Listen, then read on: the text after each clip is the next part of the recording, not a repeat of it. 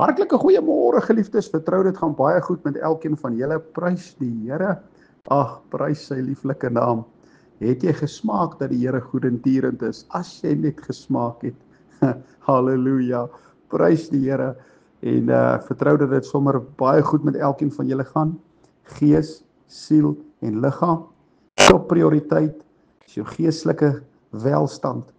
Geliefde boetie en sussie, baie kyk na die uiterlike welstand, maar kom ek sê vir jou, die belangrikste is die geestelike, die innerlike welstand. Is dit wel met jou siel? Daar's mos daai koortjie wat sê, is it well with your soul? Is it well with your soul? Het die Here jou vrygemaak? Halleluja, het hy jou die lewe gegee? Prys sy lieflike naam, en wandel jy na die wil van die Here in geregtigheid, deur die Gees van God gelei, prys sy naam. En dit is wat belangrik is, geliefde boetie en sussie, want Jesus sê self, dat ons lewe nie net van brood alleen nie, maar van elke woord, wat uit die mond van God gaan. En dit is hoekom ons hier die boodskap bring, dis hoekom ons die woorde in die konteks van die kruis leer, is dat hier die saad wat gesaai word in geregtigheid, die opbrengs van God kan bring na die Gees in ons harte en in ons lewens, prys die Here. Want die Here wil vrug sien. Dis die wil van God dat jy sal vrug dra. En vrug kan net kom van geregtigheid. Dis die vrug van geregtigheid, die vrug van die Gees, liefde, selfbeheersing, sagmoedigheid, getrouheid, goedheid, vriendelikheid, halleluja, vrede, blydskap, lankmoedigheid. Dis die vrug van die Gees, geliefde boetie en sussie. Dit is nie uit jouself nie. Jy is 'n draer van die vrug van die Gees. En dit is nie vrugte nie, dis vrug. So ons groei en daardeur is dit waar ons die vrug dra. Dis Christus Jesus in en deur ons, geliefde boetie en sussie. Kom ons sluit die oë. Hemelse Vader, ons dankie dat ons weer eens vanmôre kan vergader in die naam van Jesus, die mooiste, die soetste en mees kragtigste naam. Halleluja. Mag U verheerlik word in hierdie woordstudie, Here. En mag U dit vasmaak tot elke hart, Here. Mag die boodskap van die kruis net meer en meer 'n helderheid word. Here, mag dit nie net 'n gedagte in die gedagte geleer word en in die verstand geken word nie, maar mag dit oorgaan na die hart toe, sodat dit 'n lewenswyse kan word, Here. Here, want ons word nie geregverdig deur ons werke nie, maar deur die geloof alleen. Ons word nie geregverdig deur omdat ons net hoor en omdat ons net weet nie. Ons word geregverdig deur dit wat ons leef, en mag U in en deur ons leef, Here. Is my gebed in Jesus kragtige naam, Here. Mag die woord wat uitgaan tot elke hart, Here, stigting bring, Here, en so ook geestelike versadigheid, Here. Is my gebed in Jesus kragtige naam. Nou sê vir U dankie daarvoor. Amen en amen. Geliefdes, so met my Bybelstudie, gesinsbybelstudie het ons gister bietjie gepraat, en ek dink dit is goed dat ek vanmôre ook dit met julle deel en daaroor praat, is dat wat gebeur met die liggaam as hy sterf? Wat gebeur met jou as jy sterf, geliefde boetie en sussie? En ek het 'n kernskrifvers wat ek wil lees, en dit kom uit 2 Korintiërs 5 vers 8. Maar ons het goeie moed en verkies om liewer uit die liggaam uit te woon en by die Here in te woon. So hier is dit Paulus wat dan sê, om by die liggaam uit te wees, is om by die Here teenwoordig te wees. So by die dood skei die siel van die liggaam. Jakobus 2 vers 26 sien ons daar dat die liggaam sonder die gees dood is.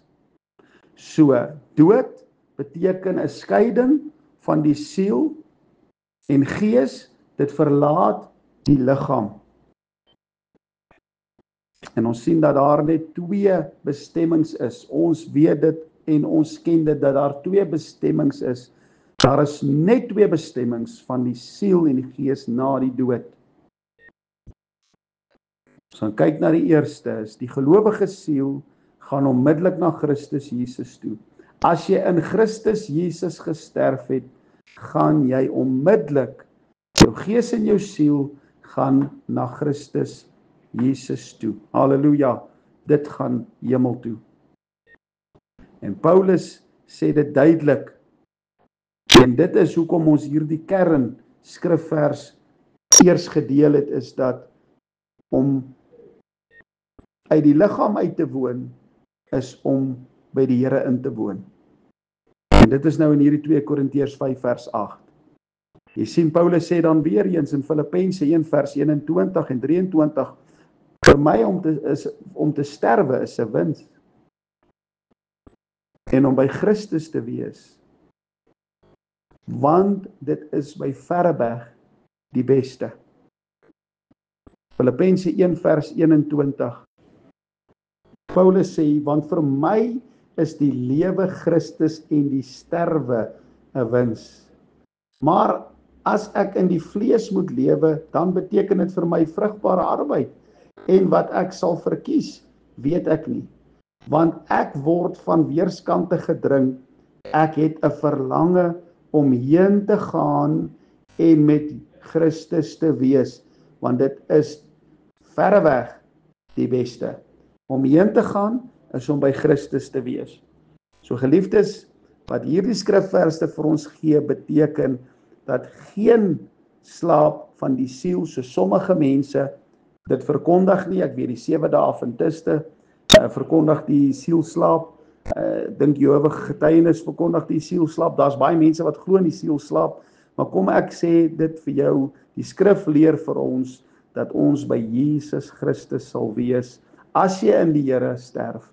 Maar as jy nie in die Here sterf nie, dan is dit 'n duisternis en die hel wat jy jou oë sal oopmaak. Geen wagplek of vangevuur nie. Nou wagplek, vangevuur is wat die Katolieke leer, dis die purgatory. Daar bestaan nie so iets soos purgatory nie, 'n tussengang tussen die hel waar jy gelouter word deur die vuur nie. Geliefdes, ons weet dat jy gaan of hemel toe of jy gaan hel toe.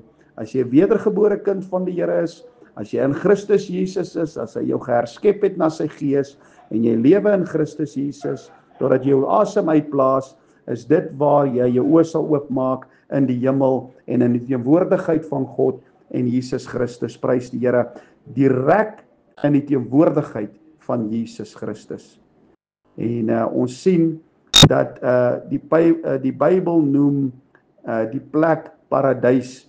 En ons weet in Lukas 23 vers 43 lees ons dit, waar Jesus vir die dief aan die kruis gesê het, ek sê vir jou dat vandag sal jy saam met my in die paradys wees. Geliefde broeders en sissie, as ons gaan lees na Lazarus en die ryk man, en ons lees in Lukas 16, dan sien ons dat die ryk man het gesterf, sy siel gaan na 'n plek van pyniging, en Lazarus het gesterf, sy siel gaan na troos. Ons lees in Lukas 16 vers 23, en die ryk man het ook gesterwe en is begrawe, en toe hy in die doderyk sy oë ophef, terwyl hy in smarte was, sien hy Abraham van ver af en Lazarus aan sy boesem. En hy roep en sê, Vader Abraham, wees my barmhartig en stuur Lazarus dat hy die punt van sy vinger in die water kan insteek en tog my tong verkoel, want ek ly smarte in hierdie vlam. Maar Abraham antwoord, kind, onthou dat jy jou goeie dinge in die lewe ontvang het, en so ook Lazarus die slegte. En nou word hy getroos, maar jy ly smarte. En by dit alles is daar tussen ons en julle 'n groot kloof gevestig, sodat die wat hiervandaan wil oorgaan, na julle nie kan gaan nie, en die wat daar is, nie na ons kan oorkom nie. So geliefdes, ek wil net vir julle verduidelik, dat die paradys voor Christus Jesus se kruisiging, voor die prys betaal is, deur sy kosbare bloed, was die Ou Testament gelowiges, die regverdiges, was in die paradys, dit was langs die hel gewees, en daar was 'n groot kloof wat tussen hulle is, want onthou dat die bloed van stiere en bokke was onmoontlik, om wat te doen, die sonde te kon wegneem. So die Ou Testamentse gelowiges was geregverdig deur hulle geloof in dit wat die belofte sou voortbring. Hulle geloof was in die altaar en die lam wat dit verteenwoordig het, die belofte wat sou kom in Christus Jesus. Dieselfde hoe hulle geregverdig was, is dieselfde hoe ek en jy geregverdig was.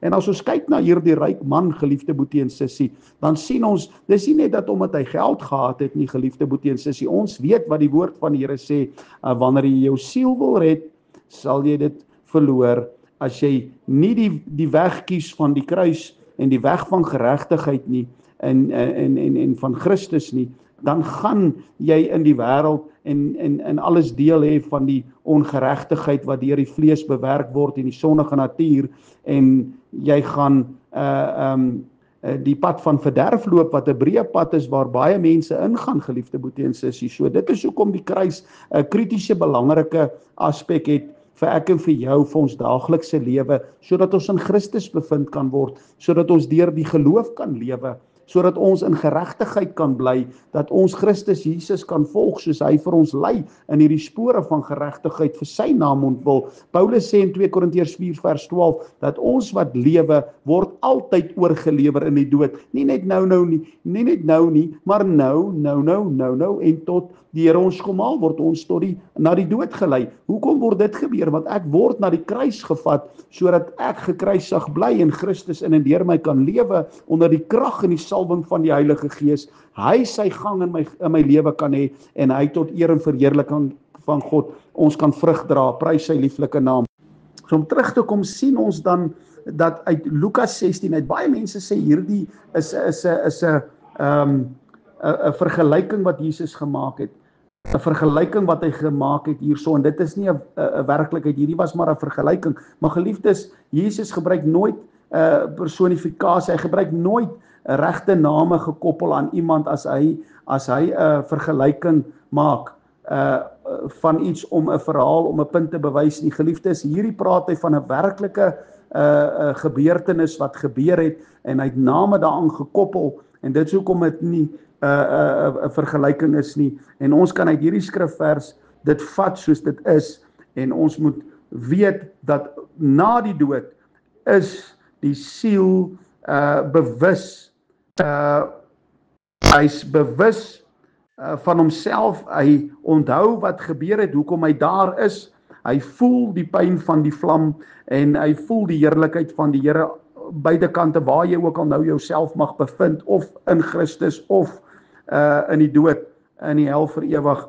En hy sê, hy sien, jy kan sien ook, jy kan praat ook, jy kan dink, jy's by jou volle bewussyn, jy ervaar die pyn, of jy ervaar die vreugde van die vrede van die Here. So daar is 'n volle bewustheid en geen uitwissing of slaap nie. En geliefdes, ja, die gelowige ontvang dan eers sy onverganklike liggaam by die opstanding. Ons siel, die siel van die gelowige is nou by Jesus, maar die nuwe liggaam kom eers wanneer Jesus terugkeer, wanneer die besuin blaas. Ons sien in 1 Tessalonisense 4 vers 16 tot 17 die opstanding en die wegraping. Onthou, die wegraping en die opstanding is een gebeurtenis.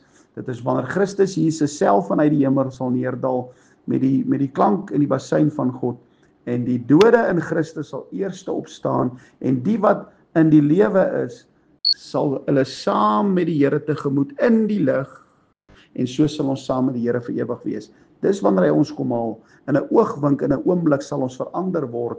1 Korintiërs 15 vers 51 tot 53, waar die verganklike met die onverganklike bekleed gaan word, geliefde boetie en sussie. Prys sy naam. Dit is wanneer ons hierdie verheerlikte liggaam gaan kry, en dis wanneer die siel gaan verenig met die liggaam. Geliefdes, mag julle geseën wees, mag hierdie boodskap, daar is nog soveel rykdom in hierdie skrif, soveel rykdom aangaande hierdie onderwerp, maar mag die Here vir julle seën. Gaan doen self woordstudie, gaan vat hierdie skrifte, bestudeer dit, en hou dit altyd in die konteks van Christus en wat hy gedoen het aan die kruis. Die Here seën vir julle. Blessings.